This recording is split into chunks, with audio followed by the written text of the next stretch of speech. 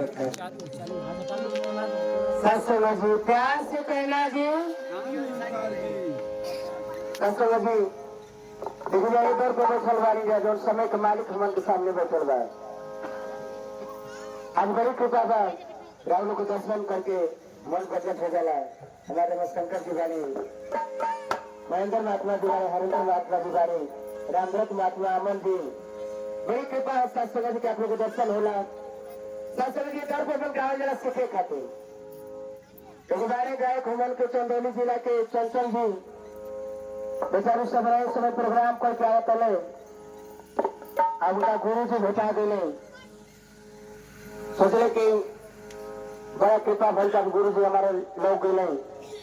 प्रणाम कहले कि गुरु जी प्रणाम। गुरु तरी कम सुनत रहे, कहले कि घंटा ले ले भाई सुनबे ना कर, सोचला कि फिर गुरु जी के ना सुनाए। दूसर का आलिया तेज से प्रणाम कहले कि गुरु जी प्रणाम, वो जो पढ़ी ना सुन ले, कहले कि मैं अलमू पढ़ी, कहले कि भाई 2 बार ना सुनाए। तीसर का बार और तेज से कहले कि गुरु जी प्रणाम, तीसर को आली ना सुन ले, कहले कि कौमे आदमी हुआ कहना में काम चल जाये। आज साथ संगति यही हालत संसार की है। साथ संगति हम लोग इतना कोई जरा कि वो गवाह मिल जाला तो आदमी के फांसी हो जाला, इतना जरा बता कर जाके आओ प्रभु का दर्शन कर लो, लेकिन लोग भुलाइल बा। साथ संगति मन ही तो तैयार ना बा, बस आप लोग चुनल बाई सतगुरु के दरबार आए प्यारा से हम नए रचना रखा करी। नासिवान से प्रीत लगा के अंत में रोना पड़ता है, हाथ में पल्ले कुछ नहीं पड़ता, सब कुछ खोना पड़ता है। पूरा संसार खो के हिसाब से लगी, लेकिन पहले तो आप लोग गाड़ी जाए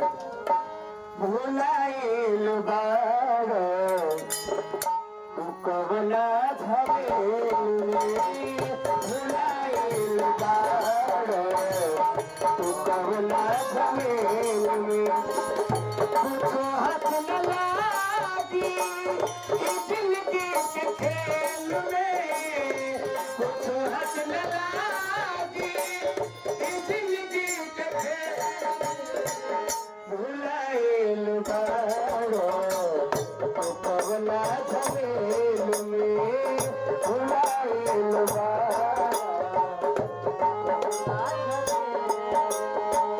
भुलाइल बारो तू कवना झमेल,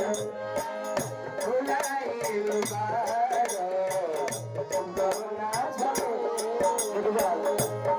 आज महात्मा जी संदेश देता है,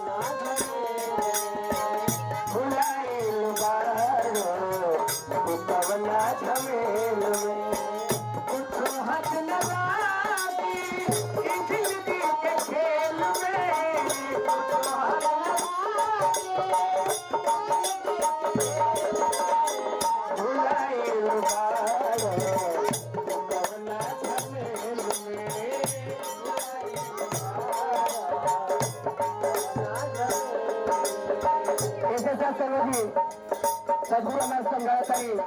कि पक्का महात्मा को सही करे के बाद एक अगर मैं शंकर जी के सब करन जी इस सत्संग में लिए हैं आए तो कहने संसारी के सब कर ले जा तो भूखे चले जाए बच्चा के साइंज करवा भटकी भटकाई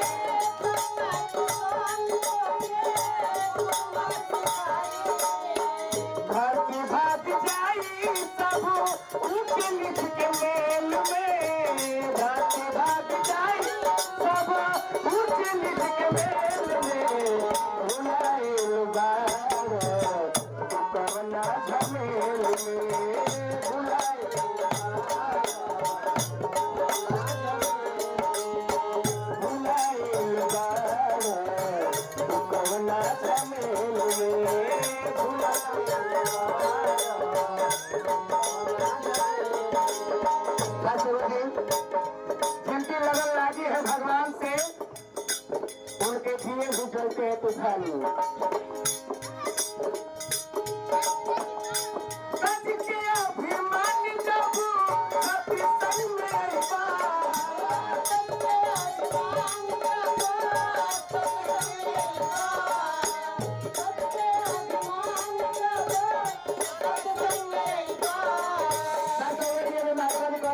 रूप का गुमान बा के गुड़ का गुमान बा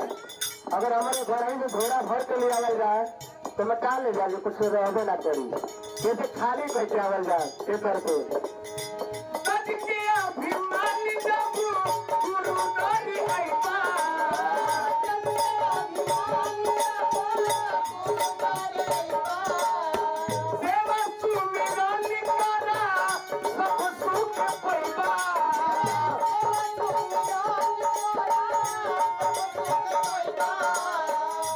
भटकवा नहीं 84 के जेल में भूलन भटकवा नहीं 84 के जेल में भुलाइलवा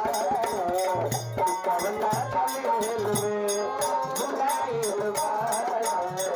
कवना झमेल में भुलाइलवा कुछ हद न लागी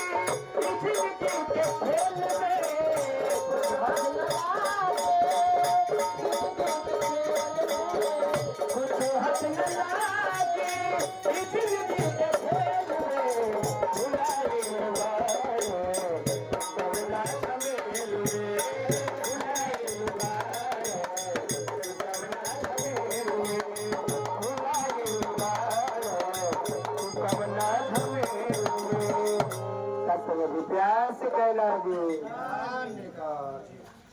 जी प्रेम से कहना प्रार्थना किया जी के चरणों में और आप जी महात्मा